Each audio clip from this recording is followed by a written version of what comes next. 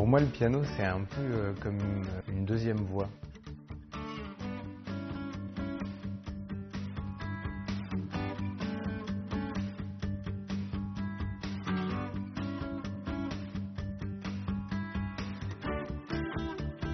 Je n'avais pas cru l'éveil dans mon écart manquant de vous. Si je n'avais pas pris le temps de déplier mes ailes, à vous aurais-je autant de joie d'annoncer le dégel. Je n'aurais rien à dire après l'ancien outrage d'une enfance en cocon. Initié à la musique en famille, Nicolas Fraissinet est un auteur, compositeur, pianiste et interprète franco-suisse. Sous l'ivoire du piano, le jeune chanteur explore différents genres, du ragtime à la ballade harmonique, et se forge son propre style. C'est lors d'une tournée organisée par l'ambassade de Suisse entre Beijing, Hangzhou et Shanghai que Nicolas Fraissinet a eu l'occasion de venir en Chine pour la première fois. Ainsi commence notre rencontre.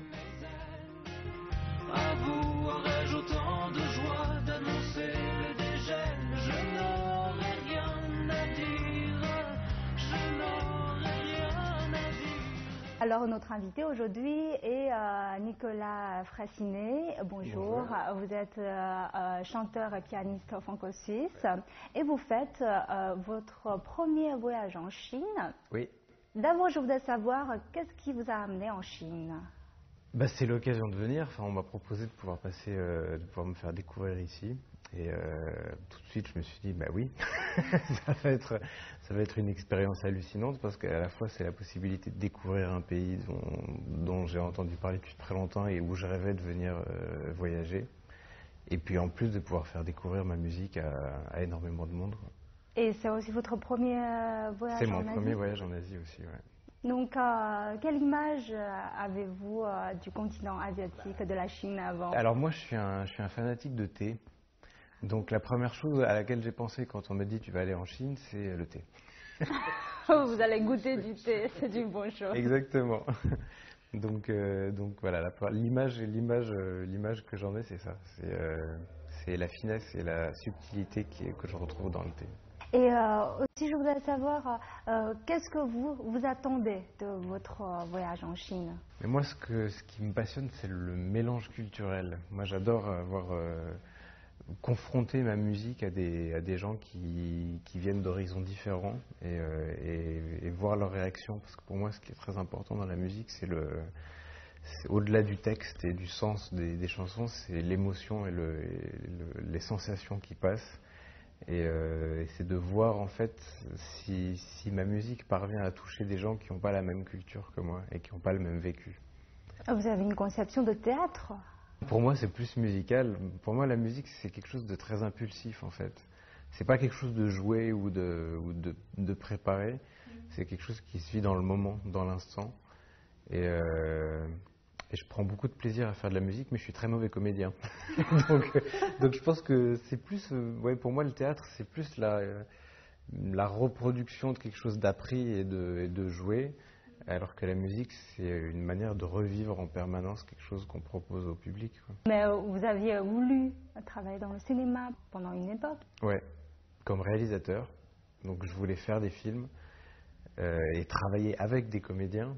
Mais ce qui m'a séduit en fait justement dans la musique, c'est que faire un film, c'est le créer à un moment et le montrer après. Et du coup avoir une réaction du public qui était un peu retardée par rapport au moment où on faisait le film. Et le fait de monter sur scène et de faire de la musique, ça permet de proposer quelque chose qui suscite une réaction immédiate en fait des gens.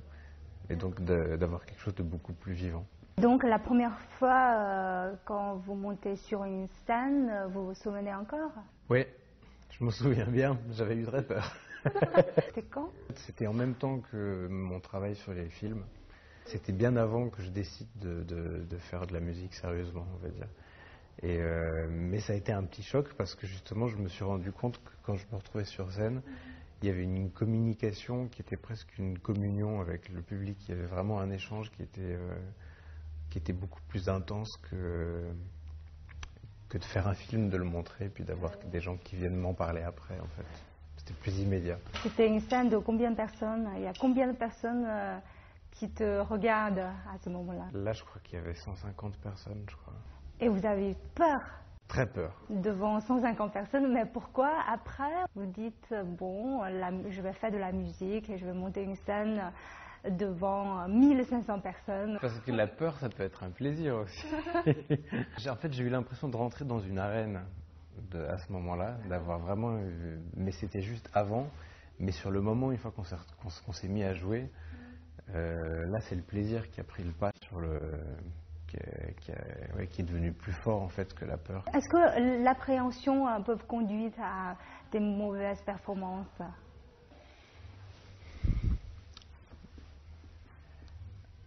Je pense que oui. Je pense que oui. Moi, je me rappelle très bien d'une phrase que m'a dite un jour une voisine, Oui. que j'avais au téléphone avant de faire un concert. Et je lui disais, j'ai peur de me tromper, j'ai peur d'oublier le texte. Et elle me disait, Nicolas, l'essentiel, c'est que tu te fasses plaisir, parce que si toi, tu te fais pas plaisir, nous, on n'aura pas de plaisir à t'entendre. Et je pense que c'est pas l'appréhension qui fait qu'on peut mal jouer, c'est plutôt l'excès de perfectionnisme.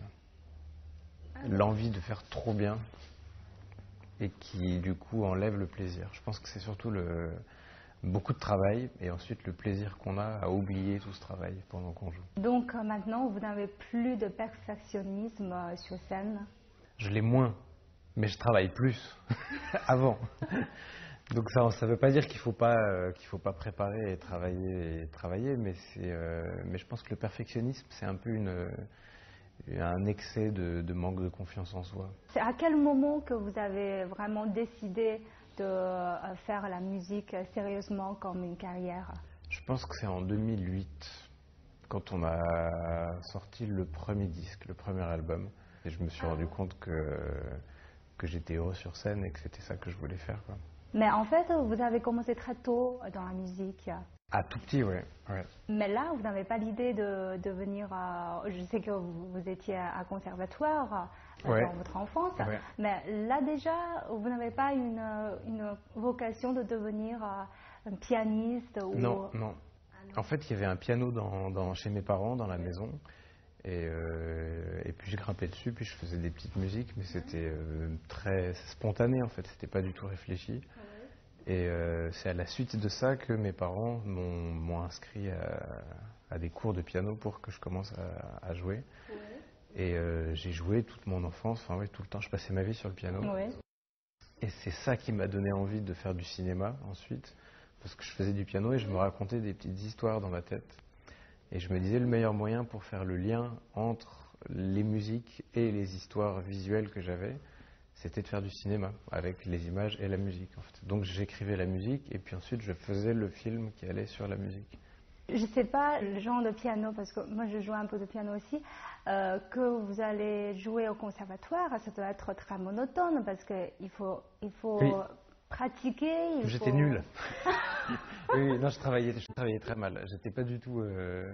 Je jouais tout le temps, mais je jouais pas ce qu'on me demandait de faire en fait. Donc j'étais tout le temps sur le piano. Mais. Qu'est-ce que vous jouez? Des musiques que je composais tout seul dans ma tête en fait. Et les partitions, je les lisais pas, je voulais pas. À tel point que mon prof de piano me disait, il me faisait des petits tableaux et il me disait chaque jour tu vas jouer 10 minutes. Oui, je pense, c'est ça, voilà. comme ça. Et il me disait, il me disait tu remplis chaque jour le nombre de minutes que tu as travaillé. Et si tu n'as pas dépassé 30 minutes dans la semaine, tu viens pas. Et puis... Et je venais pas souvent.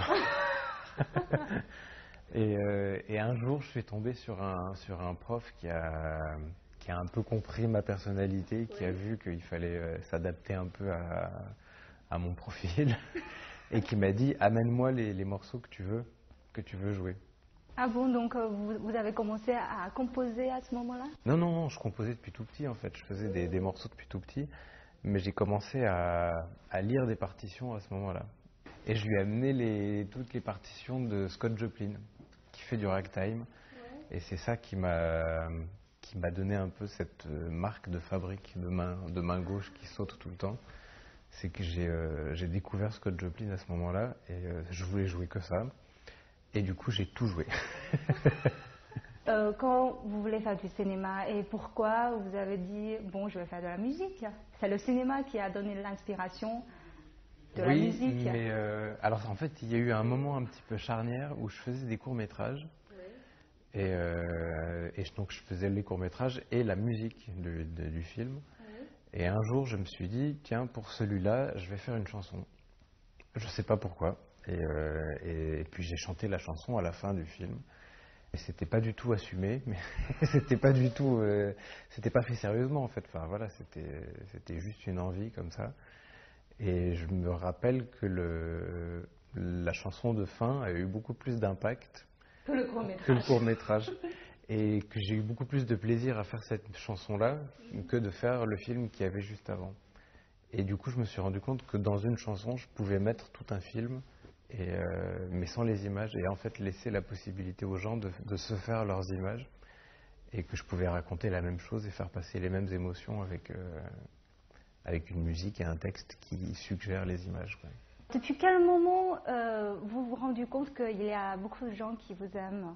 Parce qu'au début, ce sera pas évident. Je pense que c'est très progressif en fait. Ça se fait vraiment tout doucement, et ça passe par les radios, par les télévisions, c'est vraiment un immense escalier avec plein de toutes petites marches. Et je pense que vous aurez dû faire beaucoup d'essais devant des producteurs, je ne sais pas.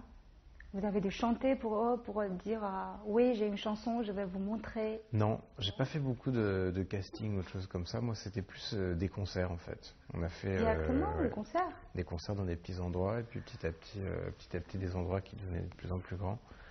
J'ai beaucoup bénéficié aussi d'Internet, des réseaux sociaux en fait, qui ont permis de faire connaître ma musique comme ça. Et du coup, notre premier moyen de communication, c'était les réseaux sociaux. Et ensuite, il y a eu les radios et les télévisions. Le piano semble être le fil conducteur des mélodies de Nicolas Fraissinet. Comme l'a décrit le quotidien français Le Parisien, Nicolas Fraissinet est inclassable. Son style se situe quelque part entre la beauté du piano de Tori Amos et le rock de Noir Désir.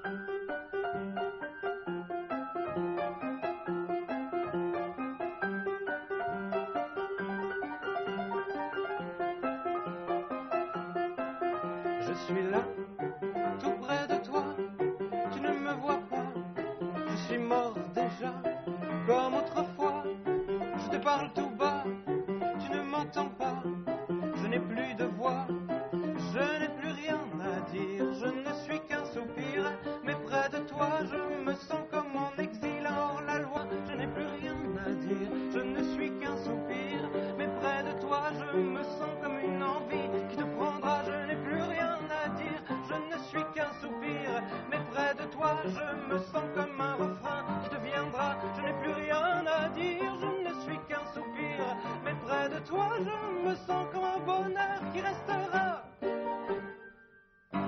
Et je voudrais parler avec vous du piano maintenant, Ouais. parce que je le considère comme une épouse depuis une enfance, parce que vous avez passé toute votre vie avec le piano. Ouais.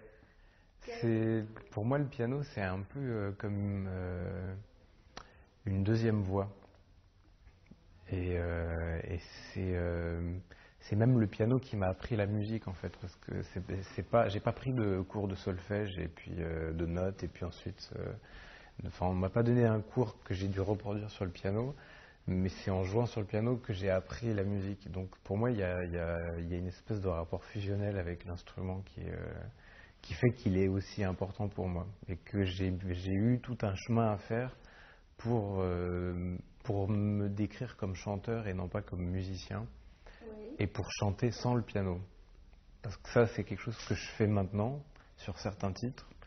Vous chantez sans le piano. Sans le piano, mais qu'au début, je ne faisais pas parce que je considérais que c'était pas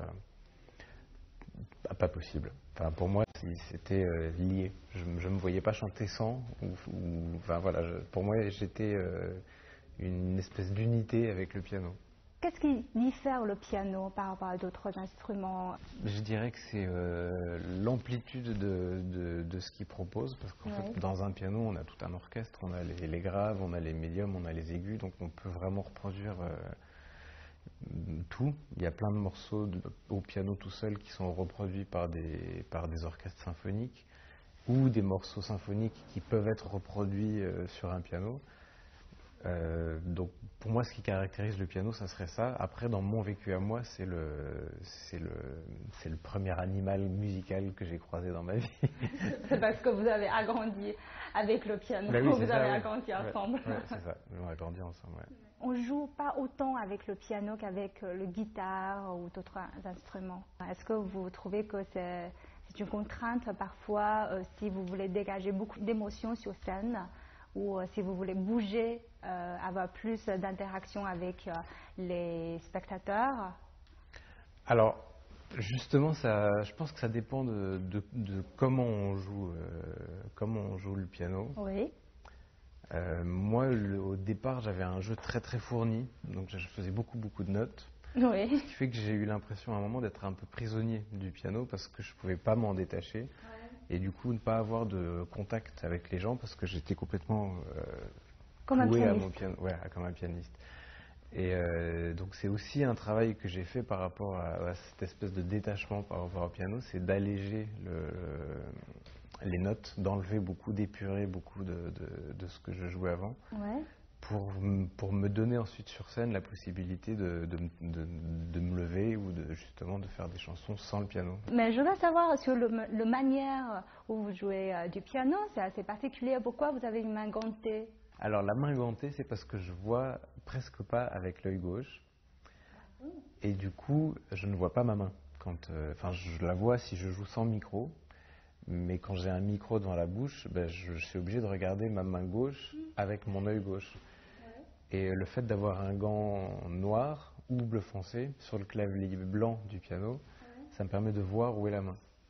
Et en fait, c'est en découvrant une chanteuse qui s'appelle Tori Amos, qui joue un peu de biais, de travers, que je me suis dit, ah, peut-être que là, tu as trouvé la solution pour jouer du piano. Et c'est pour ça que j'ai ce gant-là et que je joue aussi un peu en Amazon, enfin assis de travers sur le piano, parce que ça me permet de regarder ma main gauche avec mon œil droit, avec celui qui voit.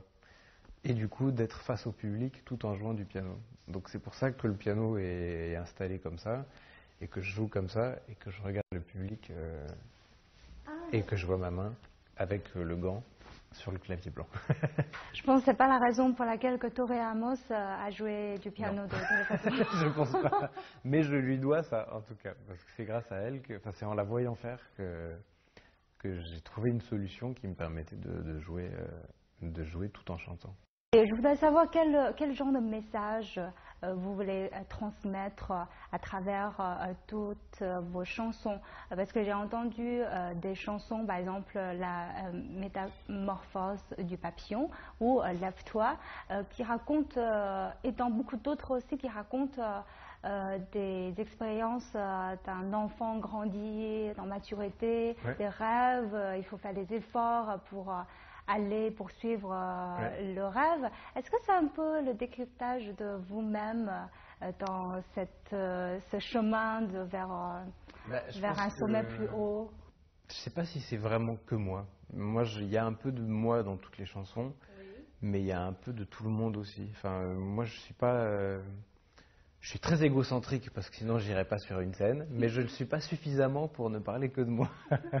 En fait, ma manière d'écrire, c'est que j'écoute beaucoup ce que les gens vivent, et ensuite j'essaye de retranscrire ce qu'ils me racontent avec ma manière de le vivre et de le ressentir. J'ai écrit une chanson qui s'appelle La Fée, qui parle d'une jeune femme qui est anorexique. Et à la fin des concerts, beaucoup de gens me demandent si c'est moi qui suis anorexique, si c'est moi qui ai eu ce problème-là. Et je leur dis non. Je leur dis non, moi je parle de beaucoup de choses, mais c'est pas des chansons qui sont autobiographiques. Et j'essaye d'intégrer, en fait, d'intérioriser le vécu des autres, et ensuite de proposer ma manière de voir ça et de ressentir leurs émotions à elles. Mais comment expliquez-vous que dans beaucoup de chansons, on entend des mélodies qui ressemblent à des vaches qui descendent de la montagne, ou dans les textes on trouve des papillons, des pingouins, je sais pas, des araignées. Vous avez une passion particulière pour la nature? Ouais. Depuis tout petit, mes parents, mes frères et sœurs m'appellent le protecteur de la nature, ou l'amoureux des animaux. Enfin, j'ai une énorme affection en fait pour la terre, pour la nature et pour les animaux. Et pour moi, je trouve souvent très intéressant de nous comparer aux animaux, parce que les animaux ont souvent des réactions qui sont beaucoup plus simples et impulsives, directes et pures que les humains. Et parfois, de nous comparer nous à eux, ça nous permet de nous remettre parfois beaucoup en question.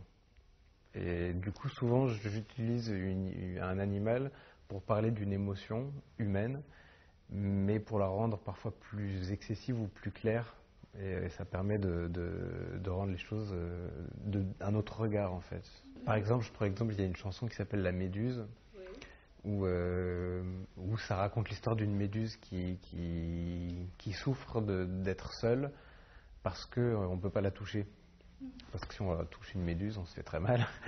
Mais en fait, ça parle de l'animal, mais ça parle aussi d'une personne, justement, qui choisit de devenir méchante par manque d'amour. Mais ce schéma émotionnel humain, j'essaye de lui donner une image beaucoup plus limpide et beaucoup plus concrète en passant par un animal. C'est pour ça qu'il y a souvent beaucoup d'animaux, en fait, dans mes chansons. Ça vous revient souvent, ces profonds sentiments dans vos cœurs en pierre dont je m'amuse. Vous ne savez pourtant d'où viennent ces instants quand la joie de vie devient confuse. Ne cherchez plus d'où vient le soir, la cause repose dans mon regard.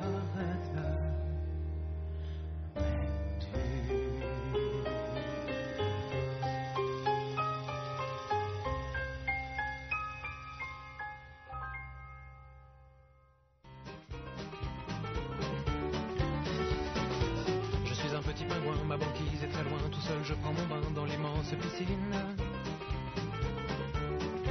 Océane et saline. Je suis un petit pingouin qui n'a rien, je n'aurai pas de bambin, enfin j'imagine.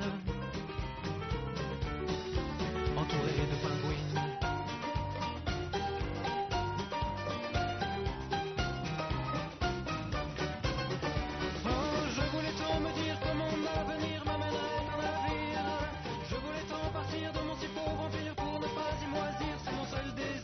C'est un animal totem pour moi. Le pingouin, c'est une des premières chansons que j'ai écrites. C'est une des premières chansons qui est passée à la radio. J'ai toujours un petit pingouin sur scène quelque part, dans le piano. Enfin, il y a toujours un pingouin qui se cache à un endroit sur scène. Et puis c'est une histoire qui se suit en fait. Sur le premier disque, il y a une chanson qui s'appelle Le Pingouin.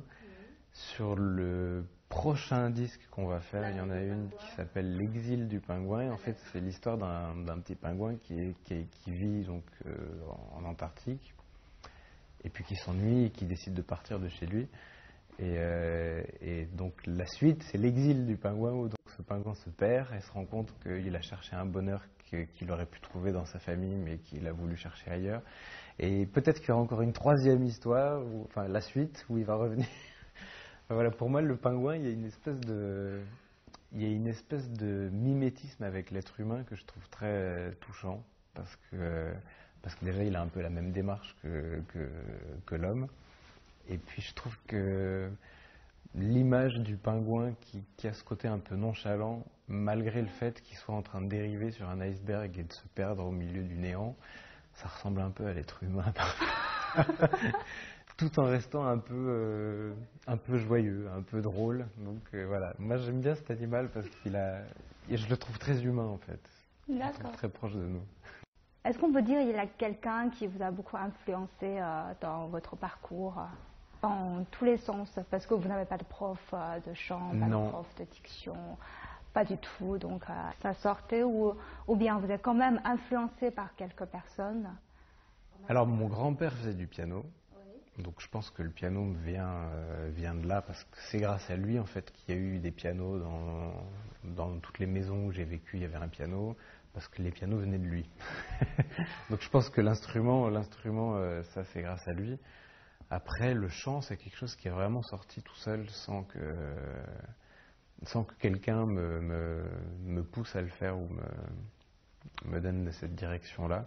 Même si c'était peut-être un petit peu dans mes gènes, parce que j'ai une grand-mère qui était chanteuse lyrique.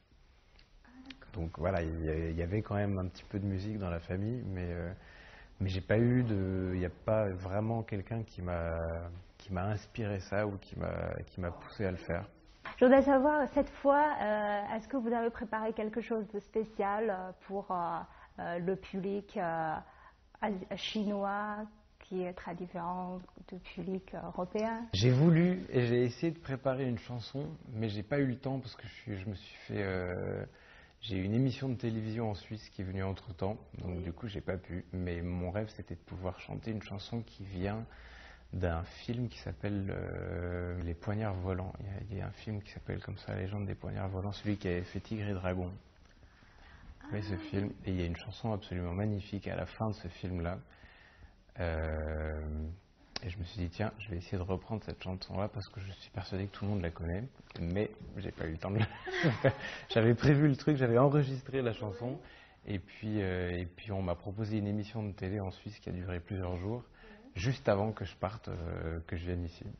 Et avant cette tournée en Chine, comment sentez-vous? Joyeux. J'ai l'impression d'être un peu comme un enfant en fait, parce que en fait, ce qui est drôle, c'est qu'on vient pour faire de la musique, mais avant de jouer, on est en train de visiter. Donc en fait, j'ai l'impression d'être en vacances et de découvrir avec des yeux ouverts comme ça tout ce qu'il y a autour de moi.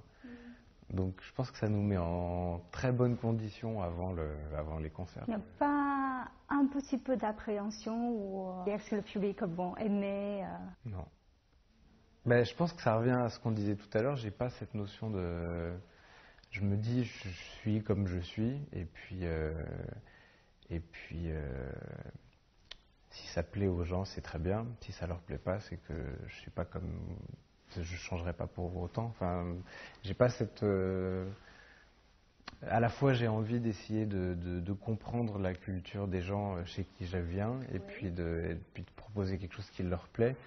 Mais en même temps, j'ai envie aussi qu'on m'aime pour ce que je suis. Donc je me dis, je vais pas être plus angoissé en fait, suivant les personnes devant qui je vais jouer. Dernièrement, je voudrais savoir quel est votre projet dans l'avenir.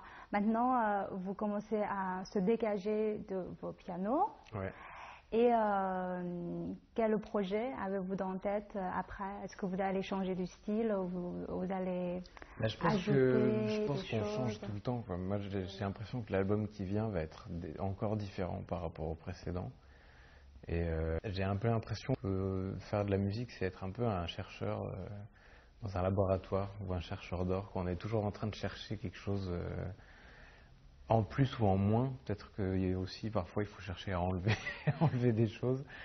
Donc, ouais, j'ai l'impression que il n'y a pas de projet en particulier, si ce n'est faire d'autres albums. Et puis en permanence essayer de remodeler ce que je fais, ce que je suis pour que ça devienne mieux ou plus clair ou plus pur. Enfin voilà, arriver à un peu comme le surfeur qui cherche la vague parfaite. Ok, je vous remercie beaucoup d'avoir accepté notre invitation. Merci à vous. Le temps passe vite et j'espère que vous venez en Chine la prochaine fois. J'espère beaucoup. Trop sans vouloir, on ne sait plus à quel déboire on avait cru pour qu'on se sépare de vue. Pour garder le contact avec ses fans chinois, Nicolas Fraissinet a même créé une page sur Weibo et Douban. Venez découvrir cet artiste franco-suisse sur ses réseaux typiquement chinois.